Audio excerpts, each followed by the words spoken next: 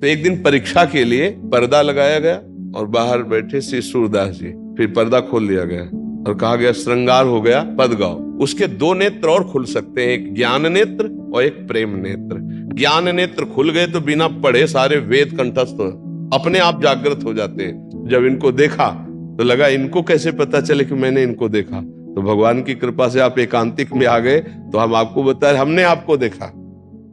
धनराज मीना जी, राधे राधे राधे। गुरुदेव भगवान आपके चरणों में कोटि कोटि प्रणाम। राधा वल्लभ शेरवंश। गुरुदेव भगवान, मैं आपका एकांतिक वार्तालाप सुनता हूं, मैं देख नहीं सकता। मैं अपनी पढ़ाई के साथ साथ भगवत मार्ग में आगे बढ़ना चाहता हूं।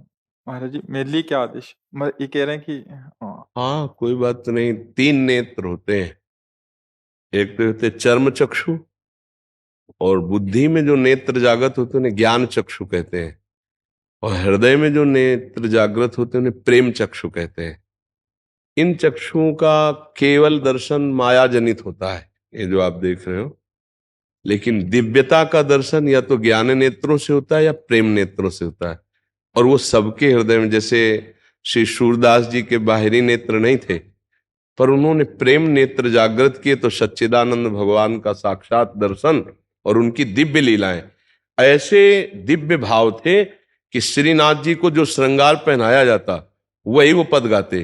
तो कई बार सबको भ्रम हुआ कि बाबा के नेत्र वास्तविक नहीं है, क्योंकि जैसा पाग जैसे वैसे ही वो वर्णन करते। तो एक दिन परीक्षा के लिए पर्दा लगाया गया और बाहर बैठे श्री सूरदास जी। फिर पर्दा खोल लिया गया और कहा गया श्रृंगार हो गया, पद गाओ। तो उस समय कोई श्रृंगार नहीं किया गया था, कोई तिलक नहीं, कोई पोशाक नहीं। तो बोले आज हरि देखे नंगम नंगा। सबके होश उड़ गए कि आज हरि को तो कोई पोशाक नहीं धारण करवाई गई। तब पूछा कि बाबा वास्तविक आपके नेत्र है? तब उन्होंने लिखा देख लो दोनों नहीं है। तो हम ये कहना चाहते हैं कि जिसके बाहरी नेत्र नहीं है संसार के, तो ऐसा ना समझे, उसके दो नेत्र और खुल सकते हैं, एक ज्ञान नेत्र और एक प्रेम नेत्र। ज्ञान नेत्र खुल गए तो बिना पढ़े सारे वेद कंठस्थ अपने आप जागृत हो जाते हैं, वेदों का रहस्य प्रकाशित हो जाता है। नाम जब से जो राम राम नहीं बोल पाते थे, उन्होंने बड़ी सुंदर ग्रंथ रचना कर दी। मरा मरा मरा मरा जबकि अगर तुम नाम जप करो राधा राधा राधा, और कोई भी गंदी बात मन में चले उसको काटो भगवान के नाम से, फिर आप देखो आपके अंदर दिव्य ज्ञान का प्रकाश होने लगेगा, अध्यात्म शक्ति बढ़ने लगेगी। बिल्कुल निराश ना हो कि मेरे बाहरी नेत्र नहीं है तो मैं कुछ नहीं कर सकता, ऐसा नहीं है। दो नेत्र और हैं जिनको आप जागृत करो। ये नेत्र तो बहुत स्त्री पुरुष जड़ चैतन्य बुरा भला यही देखते हैं, और क्या देखते हैं। अच्छा हुआ कि भगवान के मार्ग की तरफ आपका झुकाव हो गया, नहीं तो मन में रहता कि मेरा जीवन तो सबसे गिरा हुआ जीवन है। नहीं, बिल्कुल नहीं है। आप नाम जप करके सबसे महान बन सकते हैं। कितने ऐसे, देखो बिल्व मंगल जी ने तो अपने नेत्रों को फोड़ ही दिया था, इसीलिए कि ये संसार देखते अब मैं कृष्ण को देखना चाहता हूं। तो आपके ऊपर कृपा है। आप कोई ऐसा न सोचे कि मेरा अभाग्य है कि मेरे बाहरी नेत्र नहीं। तुम अंदर के नेत्रों को प्रकाशित करो, नाम जप करो और अच्छे भाव रखो। भाव से ही दिव्यता आती है। जैसे बाजार में भाव से ही सामान की महिमा है। जिसका जितना भाव चढ़ा होगा, बढ़ा होगा, उतने बढ़िया वो सामग्री मानी जाती। नहीं, हमारा हृदय भी अगर भाव में बढ़िया बढ़ जाए तो भगवान कहते कि जहां भाव होते हैं वहीं मैं प्रकाशित होता हूं। भाव का भूखा हूं मैं, भाव ही एक सार है। भाव से मुझको भजे तो भाव से बेड़ा पार है। भाव बिन सुनी पुकारे मैं कभी सुनता नहीं, भाव प्रेरित टेर ही करती मुझे लाचार है। इसको भाव प्रकट करने के लिए अंदर चाहिए।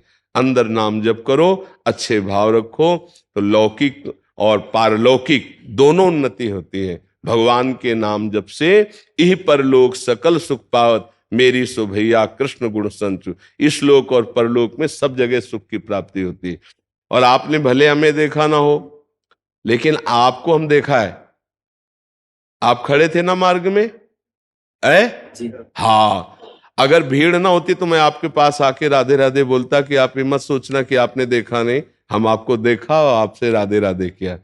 आप खड़े थे, रमण रेती में खड़े थे। हम हर व्यक्ति को एक दृष्टि देते हैं कि तुम रात्रि में आके खड़े हुए हो। जब इनको देखा तो लगा इनको कैसे पता चले कि मैंने इनको देखा। तो भगवान की कृपा से आप एकांतिक में आ गए तो हम आपको बताए हमने आपको देखा। आपने हमें देखा कि नहीं देखा? ओ हमने आपको देखा तो बस आप समझ लो फिर देखा। अब तो आप अपने सौभाग्य को सराहिए। वृंदावन में आए, आप ऐसे भाव से आए। लाखों में देखते सबको है, पहचान किसी की नहीं होती, लेकिन आपकी पहचान रखा, आपका भाव रख। हम अगर भीड़ ना होती तो हम आपके पास जाते। पहले तो हमने सोचा कि कोई माला अगर हमें मिली होती तो तुम्हें जरूर माला पहनाते, क्योंकि हमारी दृष्टि गई थी तो हमें लगा था कि आप हमें नहीं देख रहे लेकिन हम आपको देख रहे हैं। हे प्रभु, आप इस रूप में आए, आपका मैं स्वागत करता। तो आपने अवसर दिया, आप यहाँ आए, बड़ी कृपा आपके ऊपर। और आप अंदर नाम जप कीजिए। अपने को कभी भी ऐसा मत मानिए कि मेरे बाहरी नेत्र नहीं तो मैं असमर्थ हूं। नहीं, जो सर्वलोक महेश्वर है वो नाम जापक के साथ रहता है। अगर हम नाम जप रहे हैं तो भगवान हमारे साथ है, हम अकेले नहीं हैं ना। देखो, कई लाख पदों के रचयिता हैं सूरदास जी, और एक भी अक्षर का कोई पढ़ाई लिखाई नहीं, कई लाख पद के रचयिता। ये है आध्यात्मिक नेत्र, आध्यात्मिक ज्ञान। कई लाख पद की रचना करने वाले महापुरुष। तो आप नाम जप कीजिएगा, ठीक है? सत्संग सुनिए और नाम जप कीजिए।